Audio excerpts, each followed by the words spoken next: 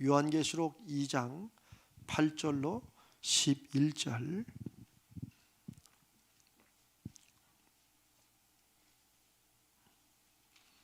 우리 한 절씩 교독하겠습니다. 하나님께서 일곱 교회, 초대 일곱 교회, 대표적인 교회들을 향해서 주시는 계시의 말씀인데, 오늘은 서머나 교회에 관한 말씀입니다. 제가 부터 읽습니다. 8절입니다. 서머나 교회 사자에게 편지하라. 처음이며 마지막이요 죽었다가 살아나신 이가 이르시되, 내가 네 환난과 궁핍을 알거니와 실상은 네가 부요한 자니라. 자칭 유대인이라 하는 자들의 비방도 알거니와 실상은 유대인이 아니요 사탄의 회당이라. 너는 장차 받을 고난을 두려워하지 말라. 볼지어다 마귀가 장차 너희 가운데에서 몇 사람을 옥에 던져 시험을 받게 하리니 너희가 10일 동안 환난을 받으리라. 네가 죽도록 충성하라. 그리하면 내가 생명의 관을 내게 주리라. 귀 있는 자는 성령이 교회들에게 하시는 말씀을 들을지어다. 이기는 자는 둘째 사망의 해를 받지 아니하리라. 아멘. 이 시간 말씀을 여러분과 나누기 전에 제가 한 가지 정도 좀 말씀을 좀 미리 좀 나누고자 합니다. 여러분, 우리가 지금 전에 8시 30분에서 8시로 시간을 바꿨는데, 여러분 시간이 조금 이르세요? 아니, 또 어떤 분들은 제가 이제 뭐 이렇게 많이 들은 건 아닌데, 몇몇 분들이 이렇게 이제 뭐 직장을 마치거나 아니면 가정에서 저녁을 먹고 이렇게 오기가 8시면 조금 빠듯하다, 이제 그런 일 들어서 그럴 수도 있겠다. 저는 이제 기도를 이제 10시, 보통 8시 반에 하면 이제 10시가 넘어가니까 제가 마음이 급해서 이랬는데, 내가 또 그 부분을 생각을 못했구나 하는 그런 생각이 들어서 그래서 한번 여쭤보는 거예요. 그런 게 좀 있기도 하죠. 이제 남편들 이렇게 직장에 돌아오고 자녀들 돌아오고 저녁 먹고 설거지하고 이렇게 오기는 8시는 좀 빠듯할 수도 있겠다 하는 생각이 들어요. 좀 그런 것도 없지 않아 있는 것 같아요. 그래서 좀 제가 저는 뭐 시간은 얼마든지 우리 따라 바꿀 수 있으니까 제가 지금 그런 얘기를 듣고 여러분께도 또 한번 여쭤보는 거예요. 그래서 일단 4월 달은 가고 또 뭐 적절한 때 한번 시간을 이렇게 다시 8시 반으로 바꾸는 것도 한번 고려해봐야겠다. 왜냐하면 이것은 뭐 제 시간에 맞추는 게 아니라 여러분의 형편에 맞추는 거니까 여러분이 그렇게 좀 아시고, 그런 이제 뭐 의견들이 있으면 이렇게 우리 전사님이나 목사님을 통해서 말씀을 해주세요. 그래야 우리가 듣고, 왜냐하면 이거를 뭐 설문조사하기도 그렇고 그래서 했으니까. 또 한 가지가 있는데 그거는 나중에 또 하도록 합시다. 자, 저는 오늘 요한계시록 2장 8절로 11절을 읽으면서 먼저 우리가 전에 특별 새벽 부흥회를 하면서도 나눴던 말씀인데, 제가 자꾸 이 특별 새벽 부흥회 이번에 한 것을 여러분이 자꾸 이렇게 말씀드리는 것은, 그 5번의 말씀이 우리 삶에서 믿음으로 살아가는 우리의 삶의 그 일들 가운데 이게 자꾸 반복되는 그 하나의 그 신앙의 좀 잘못된 믿음 생활을 열심히 하지만 자꾸 개미 쳇바퀴 도는 이런 이제 신앙의 이제 스타일들이 바로 애굽 땅에서 종이었던 사람들이 하나님의 부르심으로 출애굽해서 가나안에 가려고 왔다가 다시 돌아서 가지고, 사실 이 역사가 굉장히 중요한 사건이기도 하고, 오늘날 저와 여러분에게, 예수 믿는 저와 여러분에게 하나님의 부르심이 어떤 의미인가, 우리의 신앙생활은 무엇인가 하는 것을 가장 잘 나타내는 그런 말씀의 그 예가 바로 이번에 특세 때 나눴던 5가지 말씀이에요. 혹시 특세에 참석 못 하셨거나 이런 분들은 우리 온라인에 그 일생 한번 꼭 들어보세요. 꼭. 저도 자꾸 이 말씀을 이렇게 자꾸 여러분과 다시 나누는 이유는, 오늘 이제 저는 하나님의 해결책, 우리 말씀을 나눴죠. 하나님의 해결책, 우리가 어떤 문제나 우리에게 어떤 소원이나 어떤 기도 제목이 있을 때 그 문제를 해결하시는 하나님의 해결책과 우리가 이런 문제는 이렇게 하나님 해주십시오라고 바라는 게 있는데 이게 차이가 날 때가 분명히 있습니다. 이제 그런 차이를 우리가 모를 때에 우리가 기도했는데 그 응답이 하나님은 응답을 주시는데 우리가 기대했던 응답과 하나님의 해결책이 차이가 있을 때는 우리는 응답이 아니라고 보는 거예요. 무슨 말씀인지 아시죠? 여러분도 분명히 그럴 때 있습니다. 저는 그럴 때 많았었어요. 그리고 제가 또 함께 목회하면서 성도들에게도 그런 일을 많이 들어요. 하나님이 왜 이렇게 내 기도에 응답을 안 해주시는지 모르겠다. 하나님이 응답 안 하시는 것도 있어요. 분명히 그 응답 안 하시는 것은 지금 하나님이 일하시는 것이기도 해요. 근데 많은 경우에 응답을 안 하신 게 아니고 우리가 예상한 응답이 있어요. 우리가 바라는 방법이 있고 우리가 바라는 때가 있어요. 그러나 하나님이 괜히 그러시는 게 아니고 우리가 바라는 그 방법이나 우리가 바라는 그것이나 우리가 바라는 그때가 우리 생각과 우리 판단보다는 하나님이 당연히 더 지혜로우시고 하나님이 우리를 위해서 더 좋은 길로 다른 길로 인도할 수 있는 거죠. 우리가 우리 어린 자녀들이 우리에게 뭘 바라고 요청할 때 우리가 다 들어주진 않잖아요. 물론 어떨 때는 아무리 철없는 걸 그래도 줍니다. 왜냐하면 그거 줘야 지가 그거 가지고 속된 말로 사고를 쳐야 뭐 어찌겠으니까 밀가루 한 줌 줘가지고 마음껏 집을 얻으라고 하죠. 이럴 때는 그냥 하나님이 그냥 우리에게 응답을 주시는 게 있어요. 그러나 어떤 응답들은 우리에게 주시면 하나님이 주시면 그거 가지고 오히려 큰 안 좋은 일이 일어날 수 있고 오히려 그것 때문에 어려워질 것 같으면 여러분 자녀들에게 주겠습니까? 우리가 왜 그런 예화 많이 나누잖아요. 뭐 아이가 막 집에서 여러분들이 칼 가지고 이제 뭘 요리를 하는데 자기도 뭐 하나 달라고 그러면 우리가 장난감 그 칼에다가 뭐 당근 썰라고 하나 주기도 하는데 얘가 자꾸 칼을 달라고 그러는 거야. 그럼 여러분 얘가 너무 귀하니까 아이고 그래 안아 라고 칼을 줄 부모가 우리 중에 어디 있어요? 그건 칼 자체가 나빠서가 아니에요. 그 칼을 감당할 수 없기 때문에 안 주는 거예요. 특별히 돈 문제에 관해서 그런 게 굉장히 많습니다. 우리는 저는 이제 경제 문화를 공부했기 때문에 오히려 더 경제나 돈이나 이런 문제를 제가 오히려 다른 목사들보다 훨씬 더 성경에 많이 알고 있고 또 가르치기도 합니다. 저는 그런 성도들의 마음을 저도 그렇게 기도할 때 하나님 돈 한번 마음껏 써보도록 하나님 한번 역사해 주십시오. 하나님 한 번이라도 설령 그거 가지고 망할지라도 우리는 이런 마음도 있다는 거죠. 그런데 돈은 칼보다 더 위험합니다. 돈은 그런 면에서 돈은 축복이라만 생각할 게 아니에요. 돈은 사명입니다. 그것도 굉장히 쉽지 않은 사명이라는 걸 알아야 돼요. 이제 우리는 이제 이거를 모르니까 하나님이 왜 나한테는 물질의 축복을 안 주시는지, 왜 돈을 안 부어주시는지, 이제 하나님이 왜 그렇게 안 하시는지는 모르지만 전반적인 하나님의 마음을 보면 이게 지금 그 상태에 돈 줘가지고 오히려 칼보다도 더 위험하게 자신의 삶을 망치고 가정을 망치고 신앙을 망치고 하나님과 멀어질 수 있다는 거예요. 이거는 제가 어떤 점에서 확신하고 말씀드리냐, 하나님은 선하시다는 거예요. 하나님은 지혜로우실 뿐만 아니라 하나님은 선하신 분이라는 거예요.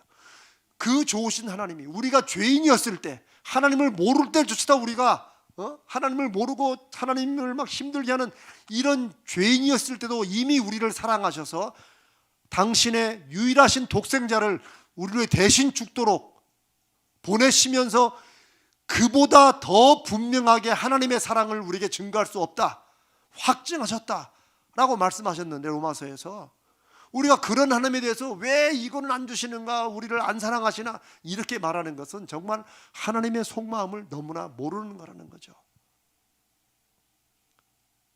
하나님이 우리가 기도하는 제목이나 우리가 원하는 문제 해결에 하나님이 우리에게 주시고자 하고 우리에게 그 문제를 해결하기 위해서는 이거다라고 하는 그 해결책과 우리의 해결책이 다를 때가 있다는 거예요. 그럼 그럴 때는 우리가 하나님에 대한 믿음이 있다면 누구를 따라가야 돼요? 내 것을 접고 하나님께 맞춰야 된다는 거예요. 예수님도 그러셨어요. 여러분, 예수님의 겟세마네 동산의 기도가 할 수만 있으면 이 십자가를 안 지게 해주십시오. 그러나 내 뜻대로 마시고 아버지 뜻 합시오. 이게 그냥 한두 마디로 끝나는 이런 기도가 아니에요. 예수님은 우리에게 하나님을 신뢰하고 의지하는 기도가 무엇이고 어디까지 가야 되는가를 우리에게 예로 보여주신 거예요. 그래서 빌립보서 2장에서는 너희가 그리스도를 본받으라. 왜? 주님은 어디까지 자기를 낮추셨어요? 십자가에 죽기까지 자기를 낮추시고 복종하셨다는 거예요. 왜? 하나님을 알기 때문에, 하나님을, 그 아버지를 신뢰하기 때문에. 그게 바로 겟세마네 기도예요.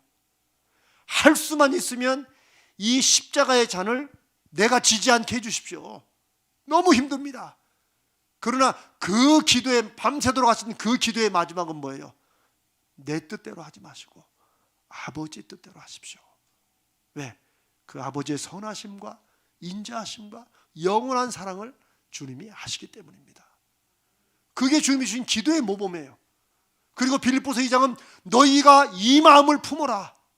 너희가 이 마음을 마음속에 가지라는 거예요. 그게 믿음이라는 거. 뭐? 그리스도께서 자기를 비워 하나님의 아들이셨고 하나님이셨지만 자기를 비워서 죽기까지 복종하신 이 마음을 우리가 품어라. 그게 믿음의 핵심이라는 거예요.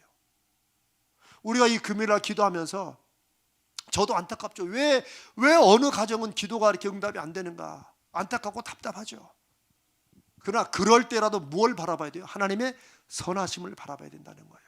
그리고 우리에게 믿음의 지혜가 있다면, 이제 이번 주에 제가 신령한 지혜에 대해서 말씀드립니다. 지난 주간에는 믿음의 눈을 달라고, 믿음의 눈을 열어주시라고. 그런데 하나님의 해결책과 우리 해결책이 다를 때, 이스라엘 백성들이 출애굽할 때 그 출애굽이 무엇에 대한 해답이에요? 무엇에 대한 해결책이에요? 노예 생활에 대한 해결책이에요. 이스라엘 백성들에게는 자기들 노예 생활이 너무 힘드니까 그 고통과 고난을 하나님이 들으신 거예요. 누군가는 기도했죠. 분명히 수많은 성들이 기도했을 겁니다. 누군가는 불평을 했겠죠. 하나님은 그 기도를 들으시고 이 노예 문제의 해결책은 뭐예요? 바로를 죽이시고 애국 군대를 없애시는 이런 것을 이스라엘 백성들은 원했을지 모르지만 하나님은 이들을 하나님의 원래 아브라함과 이삭과 야곱에게 약속하셨던 430년 전에 그 약속을 하나님은 같이 기억하셔서 이스라엘의 기도도 들으시고 하나님의 구원의 역사도 이루시는 이 해결책이 뭐예요? 애굽에서 뽑아내는 거예요. 애굽에서 뽑아내는 거예요. 그런데 이스라엘 백성은 출애굽에 우리가 보면 계속해서 반대해요. 모세를 거부해요. 왜 쓸데없는 일 해가지고 우리를 이렇게 힘들게 하느냐. 여러분, 이게 우리가 굉장히 중요한, 우리 자신들의 지금의 삶에서도 마찬가지라는 거예요. 하나님의 해결책과 내가 생각하는 해결책이 다를 수 있다. 제가 이번 새벽 기도 때 나눴던 건데, 제가 오늘 하려고 준비했다가 제가 이것을 아주 몸서리치게 경험한 적이 있습니다. 여러분, 지금은 우리가 이제 뭐 하도 모르겠습니다. 뭐 항생제도 많이 먹고 막 그래가지고 그런지 요즘엔 무슨 뭐 뾰루지나 종기 같은 거 잘 안 나죠. 아이들 그러고. 우리 때는, 우리 어렸을 때 많이 났잖아요. 그러죠? 아니, 그때는 못 먹어서 그랬나? 왜 이렇게 그런 거 한번 나면 또 빨리 없어지지도 않아서 그 당시 제일 유명한 이명래 고약이 그렇게 유명했어요. 요즘은 이명래 고약 아마 거의 없어졌을 거예요. 이제는 고약을 붙일 필요가 없어. 하도 몸에 이 방부제가 많이 들어가가지고 이제는 곪지도 않아. 근데 제가 중학교 3학년 때로 기억해요. 중3 때 등에 뾰루지가 났는데, 제가 이제 손이 안 닿는 것이니까 이제 등에 뭐 났으니까 이제 저희 어머니한테 요 등에 뭐 났다고, 그러니까 이제 어머니가 이리 와봐라 하면서 그걸 짰는데, 야, 아프잖아요. 그러니까 제가 엄살을 부렸는데 어머니가 그래 다 했다 하고는 이제 빨간 약 이렇게 발라주고 또 반장거 붙여주고 저는 다 나을 줄 알았는데 또 며칠째가 또 아픈 거예요. 그러니까 이거 등이 아직도 아프다니까 또 우리 어머니가 또 그 반창을 열어가지고 또 조금 자다가 그래 알았어 해가지고 이렇게 해서 그렇게 해서 거의 한 달인가를 아마 그런 것 같아요. 한 달인가 뭐 한 달 반 두 달 동안 아팠어요 제가. 여러분 보세요. 그런 종기라는 건 아시잖아요. 조금 짜고 한다고 해서 이렇게 또 덮으러 빨간 약 소독약 바른다고 해서 그게 절대 낫는 게 아닙니다. 그렇죠? 저는 뭐 의사는 아니지만 뭐 그런 건 알잖아요. 그 안에 들어있는 고름덩이 그걸 뭐라고 부려요? 그 누런 게 폭 빠져야 돼. 구멍이 빵 나야 된다고 이게. 우리 옛날에 민간으로 다 그렇게 했잖아요. 그래서 구멍이 났는가 안 났는가 봐라. 그런데 이거를 못 뽑아내고 저는 아프니까 우리 어머니 내가 하도 아프다 그러니까 그래 살짝 이게 주위에 그 노란 고름만 살짝 짜고 또 우리 빨간 약 바르고 이러니까 이게 점점 더 들어간 거예요. 나중에는 제가 이게 허리를 일어났어요. 이러고 여기가 아파가지고 제가 종기했지만 그렇게 큰 종기는 처음이에요. 그래서 저는 그게 그냥 그러려니 해서 그게 낫는 거려니 했어요 이게. 근데 그게 절대 낫는 게 아니죠. 근데 하필 그때가 추석날이었어요. 추석, 제가 잊지 못하는 추석. 추석에 이제 저희 아버님이 장손이시고 그러니까 이제 우리 팔남매 되는 이제 우리 뭐 삼촌들 막 고모들이 다 이제 집에 왔어요. 근데 장손이 제가 이러고 있다 오셔서 이러니까 아니 우리 집 장손이 왜 저러냐. 그러니까 이제 저희 어머니가 등에 뭐 종기가 조금 났다고 그러니까 아니 조금 난데 제가 저러냐고. 이분들이 저를 안방 한가운데 딱 엎어놓고 그걸 조사를 시작한 거예요. 딱 봤더니 이게 뻘겋고 가운데는 이 시퍼래요. 나는 처음 봐서 그런 거. 거울로 비춰주는데 뻘겋고 누렇고 주황색이고 거기는 이제 제일 가운데는 파랗더라고 이게 고름이. 이게 뭐 요즘 같은 병원 가서 딱 째는데 옛날에 병원 갑니까? 웬만하면 그런 건 다 하지. 저희 삼촌들이 애 잡으려고 그러냐고. 그러더니 추석날 아침에 밥상 물리자마자 그냥 제명일이 누구라고 고모들하고 뭐 7분이 꽉 눌러가지고 탈지면 큰 거 하나를 북 찢어가지고 짜는데 저는 정말 죽는 줄 알았어요. 눈앞에 막 불이 튀고 그런데도 뭐 그분들은 뭐 인정사정 없죠. 근데 여러분 내가 생각하는 해결책과 우리 삼촌들이나 고모들이 보는 해결책은 달랐어요. 나는 우리 어머니가 원하는 어머니 했던 그 일책이 좋아요. 차라리 그렇게 내가 좀 짜고 그러면 그래 해서 또 후해주고 바르고 하고 그랬는데 그런 해결책은 해결책이 아니라는 거예요. 때로는 저희 삼촌들처럼 그렇게 콱 짜야 된다는 조금 식사하시고 조금 또 그러겠지만 이게요 얼마나 이 등에 이 고름이 찼으면 콱 짰는데 고름이 튀어가지고 천장에 붙었어요 이게. 제가 딱 보니까 거기에 이렇게 누런 게 붙어있. 저는 이제 막 눈에 막 불이 켰는데 이상한 거 신기한 건 그렇게 짜고 나서 이제 고약 바르고 이렇게 하니까 하루 지났는데 안 아파 이게. 덜 아파. 그래 일주일도 안 돼서 나았어요 다. 만약 그때 내가 지금도 계속 우리 어머니 짜증 그래 이렇게 했으면 나 완전히 이러고 됐을 뻔했어요. 여러분 제가 지금 무슨 말씀 드리는지 알 겁니다. 어떤 일들은 하나님이 보시는 해결책이 우리가 원하고 우리가 할 수 있다고 생각하는 해결책과 전혀 다를 때가 있다는 거예요. 하나님의 해결책이 우리를 괴롭히는 것처럼 보일 때가 있다는 거예요. 왜 괜히 그걸 이렇게 아니 굳이 왜 출애굽을 시켜. 그냥 거기서 그냥 바로 군대를 조금 이렇게 치시고 이렇게 했으면 비록 노예 생활이지만 괜찮잖아요. 그래 살만하잖아요. 그런데 그렇게 깊어갈수록 마치 제 등의 종기가 완전히 이제 제 허리를 먹어가지고 완전히 그때는 이제 이렇게 잘못되겠죠. 하나님은 그걸 아시는 거죠. 그래서 이집트에서 애굽에서 이스라엘 백성을 뽑아내신 것이죠. 10가지 재앙을 통해서 하나님이 어떤 분이신 걸 보여가지고 그를 뽑아내신 거죠. 여러분 왜 하나님이 예수 그리스도를 이 땅에 보내셨는가도 하나님의 해결책이라는 그런 면에서 우리가 다시 볼 수 있습니다. 하나님은 기독교라는 종교를 만드시기 위해서 예수를 보내신 게 아니에요. 온 우주의 주인이시고 모든 만물과 인간의 창조 주신 하나님은 그렇게 살아가지고는 하나님의 형상으로 지으신 사람의 삶이 그게 사람다운 삶이 아니에요. 사람이 얼마나 존귀한 존재인 줄 아세요? 오직 사람에게만이 하나님의 형상으로 지으셨다고 그랬어요. 우리에게만이 하나님의 호흡, 하나님의 거룩한 호흡을 우리에게 불어넣으셨다고 그랬어요. 그래서 우리가 살아있는 영, 리빙 소울인데 어떻게 보면 살아 움직이는 진흙덩어리가 된 거예요. 우리가 하나님의 형상으로 지음받았다는 건 엄청난 말입니다. 우리가 은사대로 살아야 됩니다 이렇게 하는 것은 무슨 기독교인들끼리 말하는 게 아니고, 안 믿는 사람들은 이미 그것을 잠재력, 포텐셜이라고 말해요. 이미 벌써 100년이 넘었어요. 인간에게 무궁무진한 잠재력이 있다. 여러분 이런 말 많이 들어보셨죠?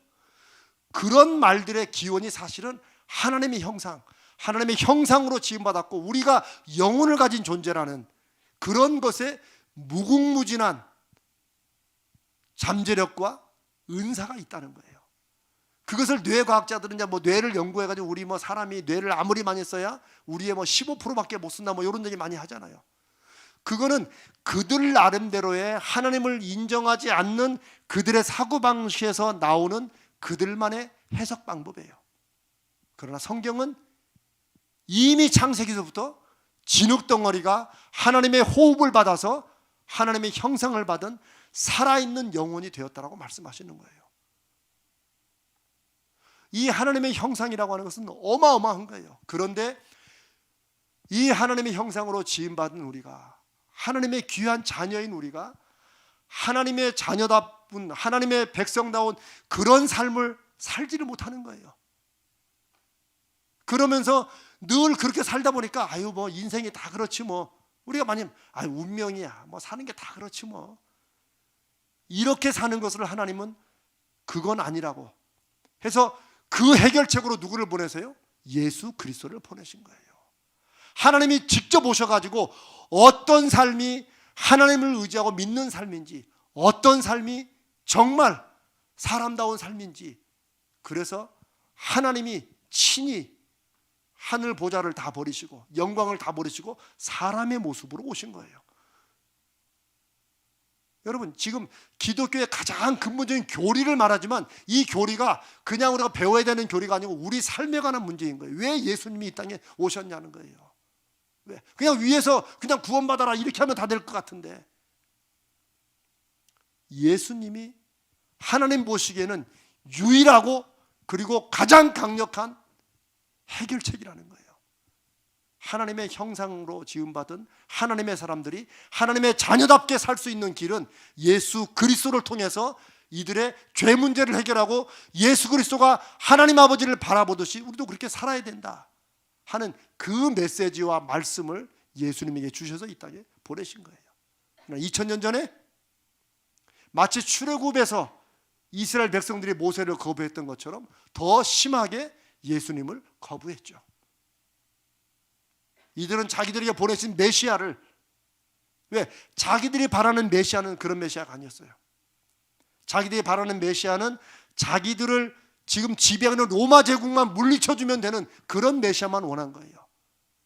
그러나 그건 출애굽 당시와 비슷해요. 그냥 거기 바로 군대 조금 친다고 해서 문제가 해결되는 게 아니라는 거예요. 그냥 로마 제국 이렇게 좀 없애준다고 해서 이스라엘이 완전히 그러면 하나님의 자녀로 사느냐? 그게 아니라는 거예요. 하나님의 해결책이신 예수 그리스도. 그런데 그들은 하나님의 보내신 메시아, 하나님의 아들이시고 하나님이신 예수 그리스도의 말씀을 믿지 않았어요. 하나님, 우리 주님께서 아버지가 내 안에 계시고 내가 아버지 안에 있음을 너희들이 믿으라. 그러나 못 믿겠거든 내가 행한 일로 말미암아 내가 행한 이 기적들을 봐라. 이걸 통하여 나를 믿으라고 한 거예요. 믿었어요? 안 믿었어요? 안 믿었어요. 안 믿었어요. 그래서 예수님이 내가 이런 사람들에게, 이 사람들에게 보여줄 이제 표적은 오직 하나밖에 없다는 거예요. 인자가 죽었다가 3일 만에 다시 살아나는 거. 누구도 죽음을 그런 식으로 정복하고 이겨낸 사람은 인류 역사에 아무도 없었어요. 우연으로 살아난 사람들은 있었지만, 예수님도 죽은 사람을 살렸지만, 예수님처럼 하나님의 살아계심을 증거하기 위해서 사람들이 전혀 기대하지 못했던 죽음이라는 제일 크고 제일 두렵고 제일 어려운 그 관문을 하나님께서 예수 그리스도를 통해서 직접 행하신 거예요. 죽으시고 다시 살아나신 거예요. 그래서 우리가 믿는 예수 그리스도, 우리가 믿는 기독교는 십자가의 죽음과 부활이 우리가 믿는 믿음의 가장 중요하고 유일한 근거가 되는 거예요. 예수 그리스도가 저와 여러분 인생의 해결책이십니다. 하나님이 보내신 해결책이에요. 예수 그리스도가 말씀하신 저약 수없이 많은 약속이 있지만 제가 이 기도실에 세우는 게 내 이름으로 무엇이든지 내게 구하면 내가 행하리라. 주님이 하신 말씀이에요. 주님이 저 말씀이 그리고 다른 말씀들이 얼마나 사실인가를 주님이 증명하시려고 죽으셨다가 살아나신 거예요. 봤어? 이래도 못 믿으면 더 이상 이제 어떻게 할 길이 없죠. 저는 목사이면서 다시 예수님의 죽으심과 부활에 대해서 제가 이걸 다시 깨닫게 된 거예요. 다시 바닥부터 배우고 다시 제 믿음이 저도 십자가의 신학적인 의미, 부활의 의미, 저도 공부를 잘했잖아요. 저도 여러분 아세요? 저도 총신에서 공부 잘했어요. 제가 그러니까 유학도 가가지고 장학금 받고 갔죠. 근데 공부를 하면 못해. 여러분 믿음은 공부로 되는 게 아니에요. 제가 다 알고 가르치기도 했지만 그게 무슨 의미가 있어요? 내 삶에 내가 죽을지라도 나는 다시 살아난다는 그 믿음의 확신이 없으면 십자가의 죽으심과 부활을 내가 아무리 알고 가르치고 강의를 한다는들 그게 무슨 의미가 있어요? 저는 그거 몰랐죠. 그냥 내가 이렇게 해서 이렇게 하는 것이 목사가 그냥 하는 것인 줄 알았죠. 그러나 제가 정직하게 내가 예수님의 십자가의 죽으심과 죽음을 이기시고 살아나신 그것이 내 인생에 무슨 의미가 되는가, 내 인생의 해결책으로 보내신 하나님의 그 해결책 예수 그리스도를 내가 지금 내 삶의 문제와 내가 살아가는 이 길에 하나님의 해결책으로 내가 인정하고 받아들이고 그대로 사느냐, 이게 제가 다시 깨닫고 다시 회복하고 다시 주님을 만난 그 사건이에요. 저는 그래서 죽으셨다가 다시 살아나신 예수님, 저는 그것이 역사적인 사실일 뿐만 아니고 그게 분명히 일어난 것을 믿고 그것 때문에 인생이 완전히 뒤바뀌었던 초대교회 일단 12제자들, 그 다음에 제자들, 그 후로 2000년간의 수없이 많은 사람들이 그 주님의 죽으심과 부활을 가슴으로 확신하고 믿은 다음에 인생을 바꾸고 세상을 바꿨던 저는 이 사실을 저는 이제 받아들입니다. 그리고 하나님, 제 한 번 사는 이 작은 인생에도 하나님 그렇게 역사해 주시옵소서. 그리고 오늘 저와 여러분이 이렇게 이 밤에 다시 이 말씀을 나누는 이유도 우리 가자지을께서 우리가 이렇게 만나고 이 말씀을 나누게 되는 것이 하나님이 이 시대에 한 세상을 살아가는 저와 여러분을 이 믿음으로 만나게 하시고 이 믿음을 다시 회복하고 하나님의 해결책인 예수 그리스도를 여러분 인생에, 여러분 가정에, 우리 교회에, 이 시대에 하나님의 해결책으로 우리가 정말 믿고 받아들이냐 하는 거예요. 그게 없으면 우리 그냥 종교 노름하는 거예요. 그냥 그러면 저도 이렇게 굳이 힘들 거 없죠. 시간 딱 돼가지고 하고 설교 또 한 20분 하고 기도하고 마치고, 아니 이 기도를 이렇게까지 할 필요도 없죠. 사랑하는 여러분, 저는 그 후로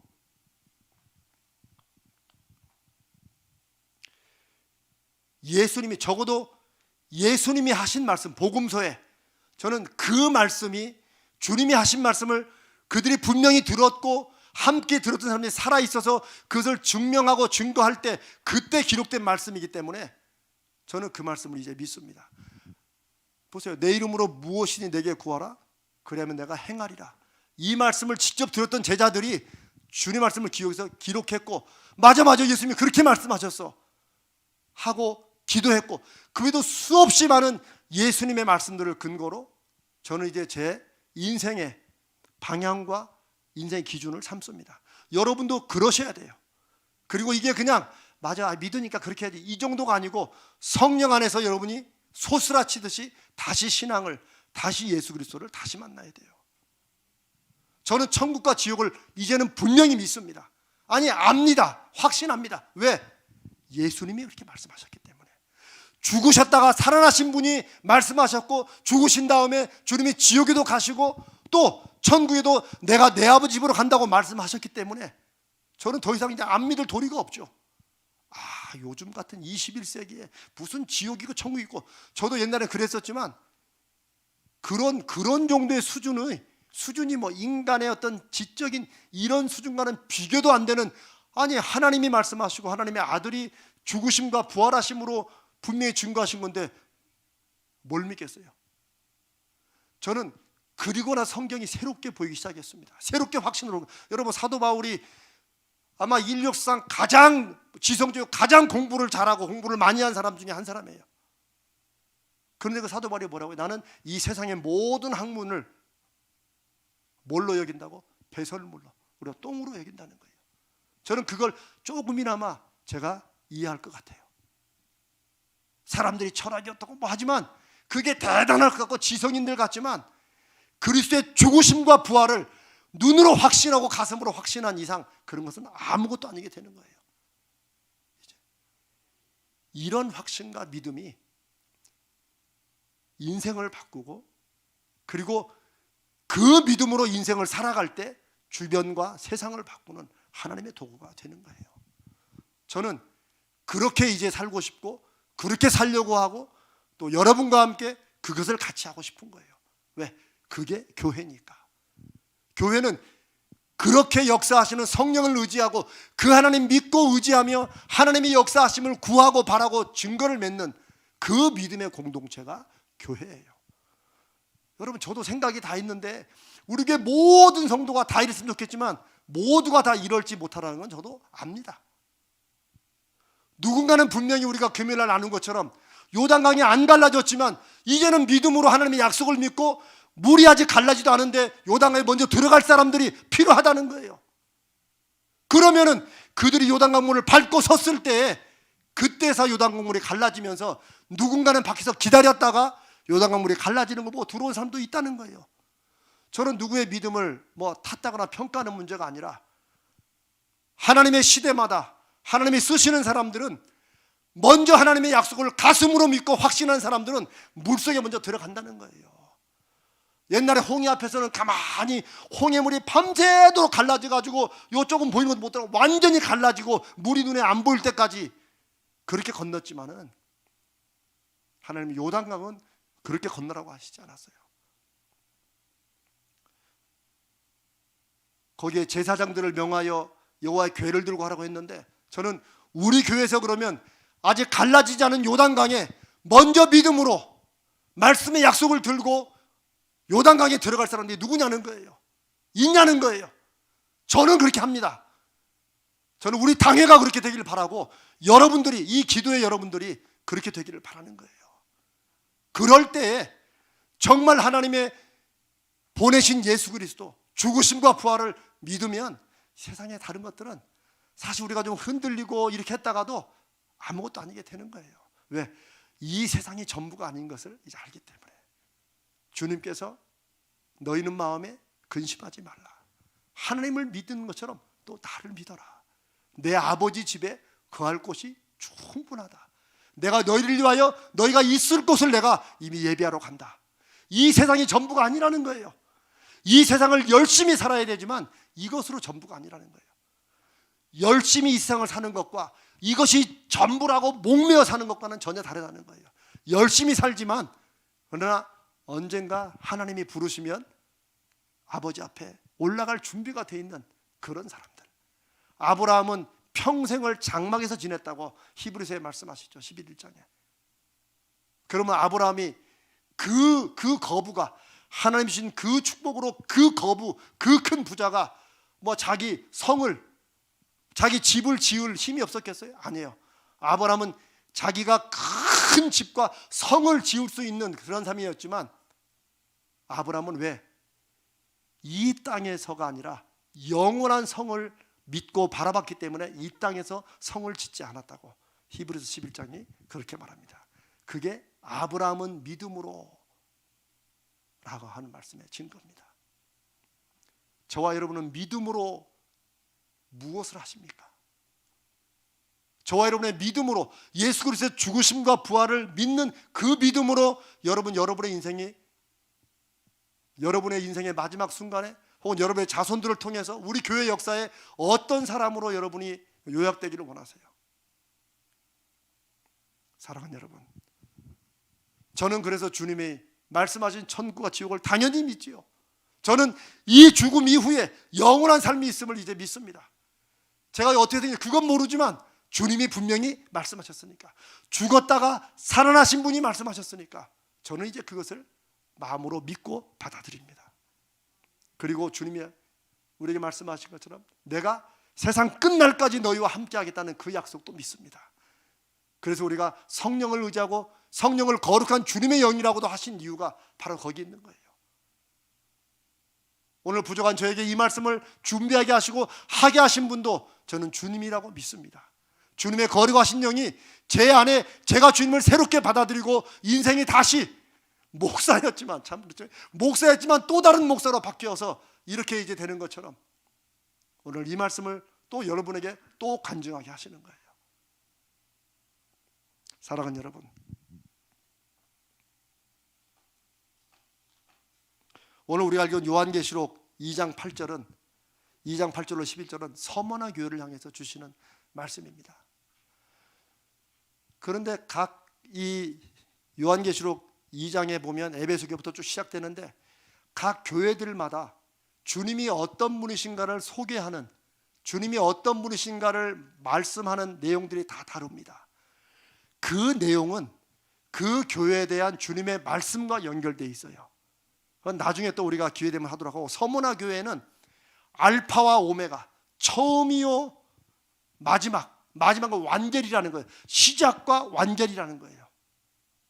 그리고 죽었다가 살아나신 이가 가라사대. 이게 서머나 교회의 주님이 어떤 분이신가를 소개하는 말이에요. 왜냐하면 서머나 교회는 지금 교회는 아주 작은데 굉장히 믿음이 충만한 교회였어요. 그리고 환난과 시련이 많았는데 그 환난과 시련을 믿음으로 싸워 이겨나가는 그런 교회였어요. 그러니까 뭐 우리가 왜 요한계시록 왜 조금 뭐 흉흉하고 그러면, 여러분 요즘에도 참 뭐 죄송하지만 어떤 목사들 중에도 그런 사람이 있죠. 이 뭐 코로나 백신 맞으면 거기에 무슨 전자 뭐가 들어가 가지고, 야 정말 하나님께서 정말 뭐, 아니 사람도 기가 막히게 웃을 일을 그거 하나님의 이름으로 하니 그거, 야 진짜 뭐 666 무슨 뭐 전자칩을 받으면 666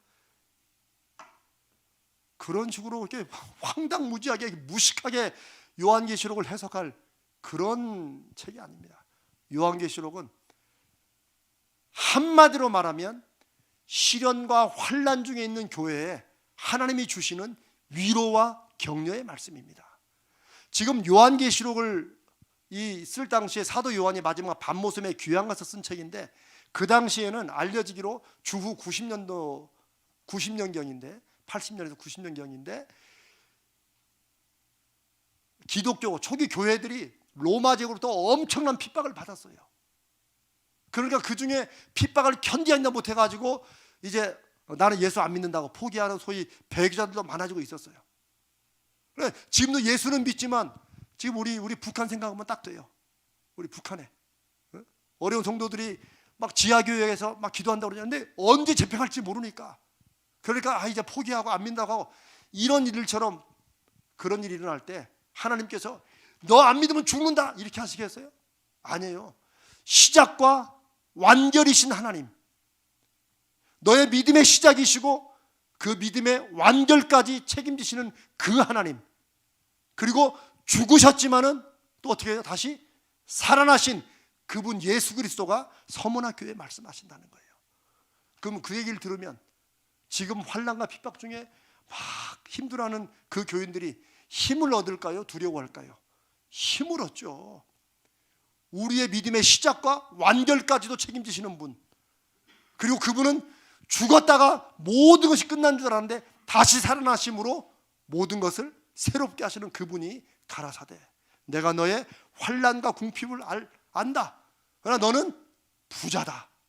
너는 가장 부유한 사람이다. 그리고 네가 장차 올 고난을 너 두려워하지 말라. 네가 죽도록 충성해라. 지금도 막 충성하고 있는데 네가 죽기까지 충성하라. 이 말씀 뭐예요? 너희들이 받을 환난이 너희들이 죽음에 이르기까지 힘들다고 느낄 것이지만 버텨라 이거예요. 참으라 이거예요. 그럼 뭐예요? 내가 너에게 생명의 관을, 죽을 것 같이 딱 죽진 않고 죽을 때까지 가는 것 같지만 바뀌어서 생명의 관을 주신다. 그게 바로 처음이자 마지막이요 죽었다가 살아나신 이가 서문화교회에 주시는 메시지입니다. 저는 이 메시지가 저와 여러분을 향한 이런 메시지 되신다고 믿습니다. 우리가 오늘 이 밤에 기도로 붙잡고 그 약속을 믿고 기도하게 하시는 그분은 죽었다가 살아나신 분이십니다. 우리의 믿음의 시작이시고 우리 믿음의 마지막을 책임지시는 그분이십니다. 이분을 믿고 기도하는 거예요. 그러니 여러분, 우리의 기도는 살아계신 하나님을 우리의 삶으로 초청하는 거라고 말씀드렸죠. 그분을 불러드리는 거라고 말씀했어요. 그러니까 기도했으면 당연히 하나님께서 그 기도에 어떻게 응답하실지를 우리가 구하고 찾고 두드려야 돼요. 그게 믿음의 눈을 열어달라는 얘기예요. 우리가 해왔던 그 방식대로, 우리가 살아왔던 그 방식대로 그냥 하나님이 내 해결책에 맞춰주시라고 하는, 그렇게 살면 하나님도 답답하고 우리도 피곤해요. 예수 믿으면 그 예수님을 믿는 그 믿음으로 인생이 바뀌게 되는 거예요. 바뀌어야 되는 거예요. 하나님은 그 거룩한 역사를 우리 교회에 또다시 지난 60년 역사 이후에 또 새롭게 하신다고 저는 믿습니다. 그러면 먼저 이 밤에 함께 기도하는 저와 여러분이 먼저 요단강물이 갈라질 것을 믿고, 왜 하나님이 약속하셨으니까 갈라질 것을 믿고 먼저 물에 들어가자는 거예요.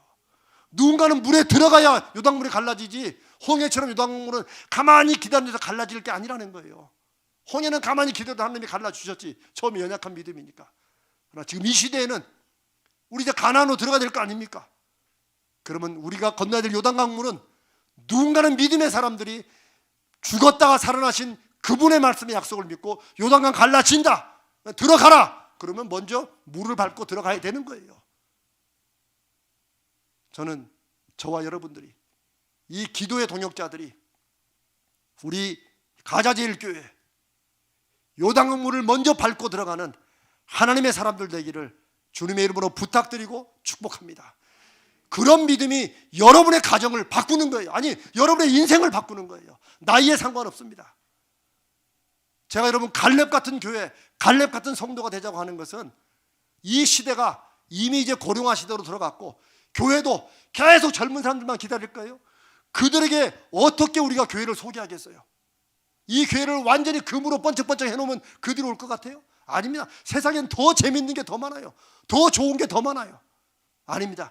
교회의 겉모습은 낡고 초라해도 그 안에 살아 역사하시는 하나님을 경험하는 사람들이 있을 때 사람들은 예수 그리스도가 인생의 해결책임을 알고 교회로 나오게 되는 거예요. 그럼 우리가 그 믿음을 가지고 그 믿음의 열매를 누리고 있어야지, 우리가 그냥 아이고 그래 뭐 믿음은 이렇게 해가지고는 세상에 어느 누가 우리도 안 믿고 우리도 그냥 입으로만 얘기하지 의지하지 않는 하나님을, 그들이 왜 하나님을 믿겠습니까? 이 시대에는 자신의 인생을 통해서 하나님의 살아계심과 역사하심을 열매로 증거하는 사람을 통해서 우리가 먼저 요단물을 밟고 들어갈 때 갈라주시는 그 마른 땅을 보고 사람들은 오게 돼 있어요. 오늘 이 밤에 저희들이 기도할 때 여러분 그런 믿음을 가지세요. 죽었다가 살아나신 그 주님이 우리의 기도하라고 말씀하셨으니까 주님, 그 주님 의지하고 기도합니다. 우리 기도에도 믿음이 있어야 돼요. 이게 왔다 갔다 하면은 그때는 그렇게 기도해요. 주여 내가 믿습니다. 그러나 믿음 없는 내 믿음을 도와주십시오라고 기도해야 돼요. 그러면 주님께서 역사하실 겁니다. 기도했으면 주님이 역사하실 것을 믿고 눈을 열어서 구하고 찾고 두드려야 돼요. 아멘.